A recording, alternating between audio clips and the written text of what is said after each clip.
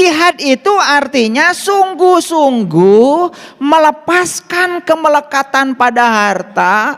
Latihannya adalah mencari, memberi, mencari, memberi, mengumpulkan, melepaskan. Kade ulang ngumpulkan wungkul. Nah, semakin jelas sekarang. Jadi disinilah sebetulnya latihan yang sungguh-sungguh melepaskan kemelekatan. Untuk apa? Supaya saat sakaratul maut kita tidak terikat lagi oleh ketebalan kemelekatan pada yang dua itu. Maka siapapun yang ketebalan kemelekatan pada yang dua itu terbawa saat mati, makanya kesadaran terakhir saat seseorang mati akan menjadi kesadaran awal pada saat dia dibangkitkan lagi.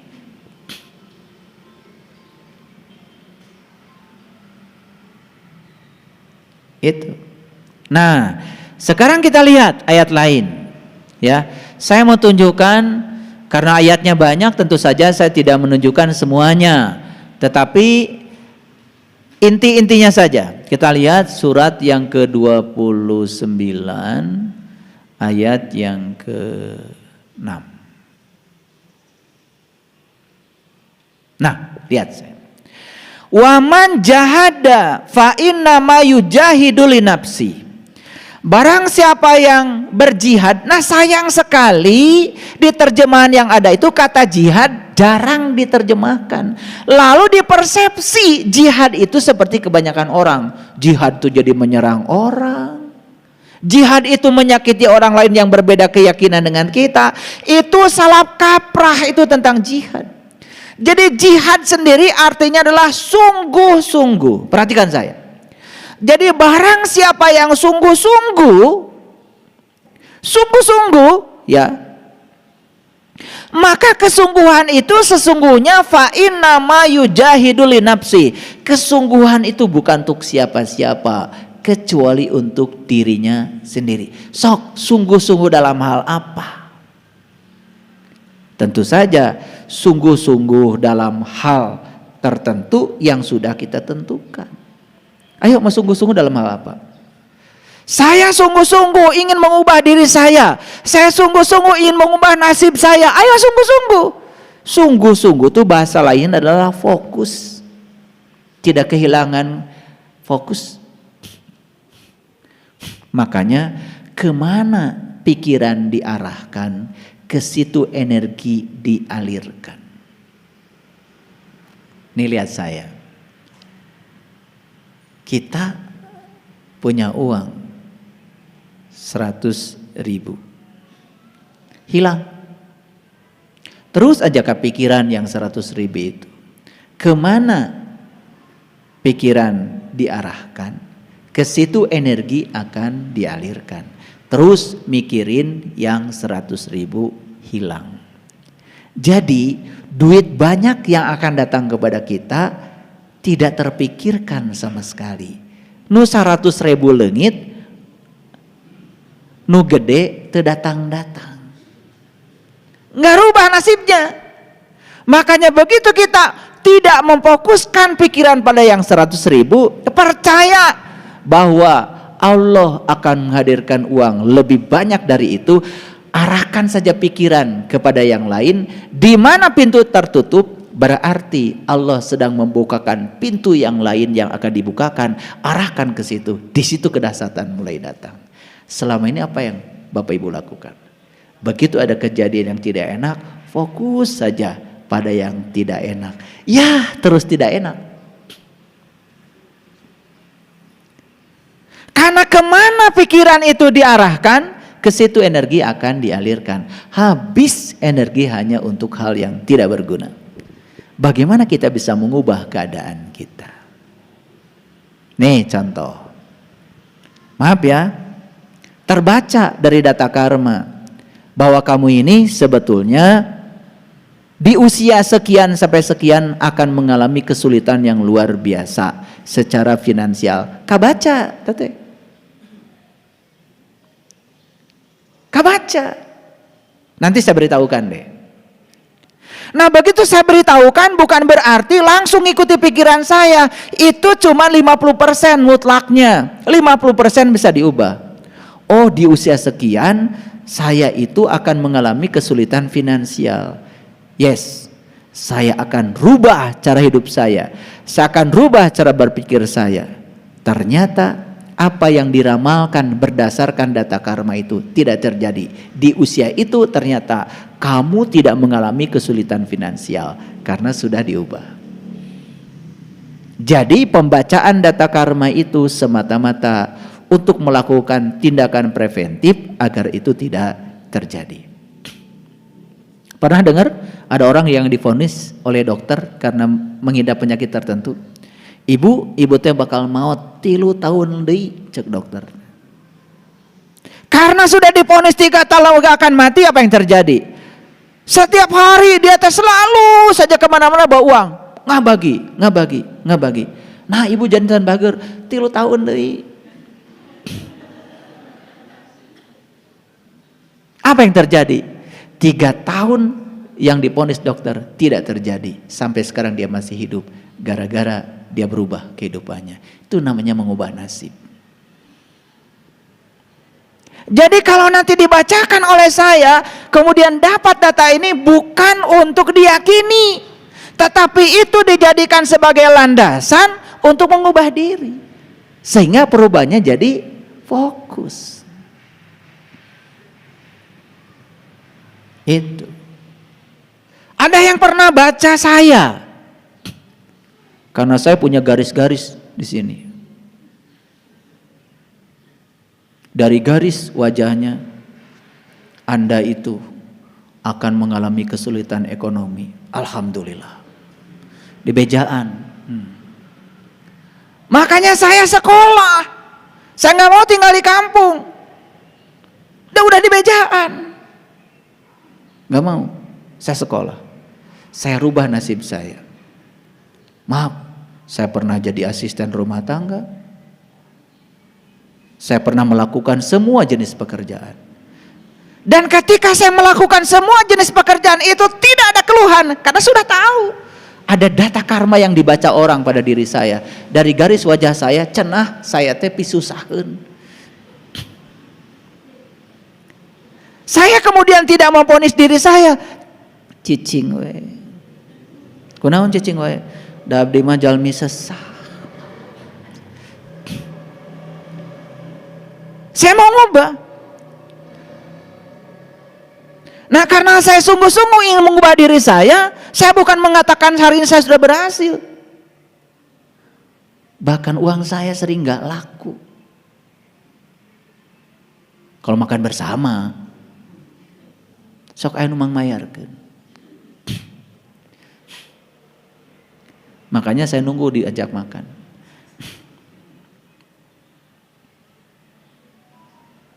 Ya. Saya itu nggak bisa makan misalkan di warteg, nggak bisa. Kalau ngantar istri saya ke pasar baru, kalau istri saya bisa. Ayah bakso juga naraos, makan bakso di situ, nggak bisa. Saya nungguin aja. Saya nggak bisa. Jadi saya kalau makan harus di restoran yang bersih dan mahal. Berarti kudu loba duit. Jadi vonis yang mengatakan garis wajah saya pisusaheun bisa diubah. Ngerti maksud saya? Ya, yang banyak garisnya dengan saya, jangan takut, bisa diubah. Jadi tidak ada nasib yang permanen. Sekalikan itu sudah terbaca sebagai data karma kita yang tersimpan dalam DNA tubuh kita, kalau kita bisa mengubahnya dan mau mengubahnya, bisa diubah. Jadi sejalanlah antara Quran dengan sains. Nah, pelajaran yang berbahaya yang sudah tertanam di kesadaran bawah sadar kita, dari kecil kita diajarkan oleh guru ngaji kita, cenah yang menentukan nasib mah Allah. Maneh mah pibeunghar. Ieu mah pisang sara. Ceksa tos diatur ku Allah di Lauh Mahfuz. Hayang kitu boga Allah nu kitu. Abdi mah da alim. Betul? Nah, jadi sekarang terjawab, Allah itu tidak pernah turut campur menentukan nasibmu. Yang menentukan nasibmu ya dirimu sendiri. Kalau Allah turut campur, cek Allah teh, tong turut campur, geus ditangtokeun ku kaula, tidak mungkin Allah berfirman, sesungguhnya aku tidak akan mengubah satu kaum. Kalau dia tidak mengubah, mahal mungkin. Nah kita ini sering belajar agama itu terkadang tidak koheren. Satu pendapat dengan pendapat lain berlawanan. Untung saja karena kurang kritis berpikirnya, santai-santai saja. Datang mikir. Gitu. Nah sekarang setelah saya bongkar nih rahasianya hari ini, dan saya sudah ngasih contoh pengalaman saya sendiri. Pengalaman saya sendiri, ya. Saya sudah baca data saya. Saya itu golongan darahnya A. Nah Allah ngadamel golongan darah teh beda-beda. Gak mungkin Allah mengadamel hiji perkara teu aya tujuanana.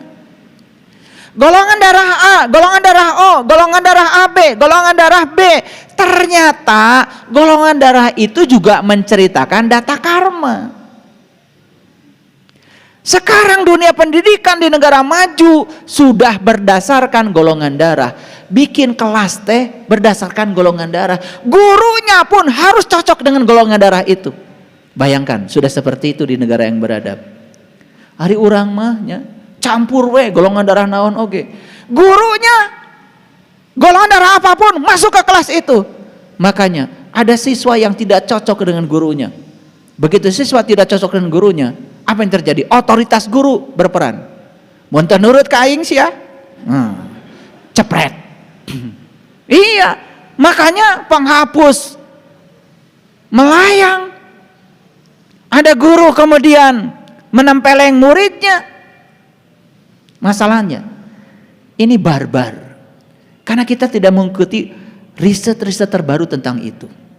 Makanya kita akan bikin di sini sekolah berdasarkan golongan darah. Itu luar biasa. Bahkan diet makanan sekarang berdasarkan golongan darah. Saya golongan darahnya A. Menurut riset golongan darah A itu rentan, terutama jantung. Saya sadar karena rentan jantung saya, maka saya tidak banyak makan minyak. Saya berhenti makan goreng-gorengan. Kan bagus informasi itu bagi saya. Makanya saya jarang sekali makan lemak jenuh. Makanya kalian naik ke Jelekong, ngikutin saya, ngos-ngosan semua. Kenapa katanya? Kok saya jalannya cepat sekali? Beda dahareunana. Ngerti maksud saya? Nah dengan begitu kan kita bisa merawat tubuh ini semaksimal mungkin, sehingga tubuh ini jadi kendaraan hebat yang bisa mengantarkan sang penumpang jiwa menuju tujuannya. Jangan sampai jiwa ini belum sampai pada kedewasaannya, tubuh sudah roboh duluan. Kan bahaya. Jadi sekarang itu golongan darah. Ada diet berdasarkan golongan darah. Sistem pendidikan berdasarkan golongan darah. Bahkan nih di Jepang mencari jodoh pun ditanya golongan darah. Karena ada riset yang mengatakan golongan darah ini dengan ini gak cocok. Walaupun ada perbedaan, supaya perbedaan tidak terlalu banyak, lalu mencari golongan darah. Jadi surat-suratan di Jepang bukan I love you, ari maneh golongan darahna naon. Mun cocok diteruskan, mun teu manteu. Luar biasa. Ini sudah kemajuan zaman. Sudah sampai ke titik itu coba. Betul enggak? Iya. Nah, makanya kalau orang tua kita makan dulu ya mencari jodoh teh syaratnya ini, itu, ini. Dulu belum terungkap secara saintifik. Sekarang mah sudah sampai pada tingkatan golongan darah ini cocok dengan golongan darah apa. Mun pas saya teh terongkah teuing. Luar biasa? Luar biasa. Jadi sebenarnya temuan-temuan neuroscience riset-riset modern itu kalau kita cermati, ternyata semua itu justru membimbing kita untuk menjadi tambah baik. Tambah lagi spiritual. Makanya spiritual, saya kaget. Spiritual itu ternyata dari bahasa Latin, dari spiritus. Jadi spiritual itu dari spiritus. Tahu spiritus? Spiritus. Masih ingat kah dulu? Nah, kalau usia-usianya yang di atas 50 ke atas mah pasti manggut. Karena dulu zaman PLN belum ada, kita pakai lampu petromak. Lampu petromak itu kan pakai ada lampunya terbuat dari kain. Nah, itu kemudian si kainnya itu ya kalau baru dibeli, nah itu kayak burayot. Jadi burayot di Garut tidinya kade, mikir tuh ulah kemana-mana. Ya Asep kade. Nah burayotnya dari situ, karena belum mendapatkan spiritus, makanya masih burayot, lemes. Nah dimasukkanlah spiritus ke dalam, kemudian disulut. Nah jadi spiritus itu sebetulnya adalah pemicu penyulut. Nah kemudian mulai itu dipanaskan si calon lampunya itu, dipompa tuh, dipompa. Begitu dipompa, tekanan di dalam tabung naik, kemudian minyak tanah naik ke atas. Nah di atas itu ada nozzle namanya, sehingga minyak tanah itu datang ke situ sudah berupa uap bertekanan tinggi, masuk ke situ dipicu oleh spiritus. Nah, begitu, langsung bulet, karena sudah ada pemicu.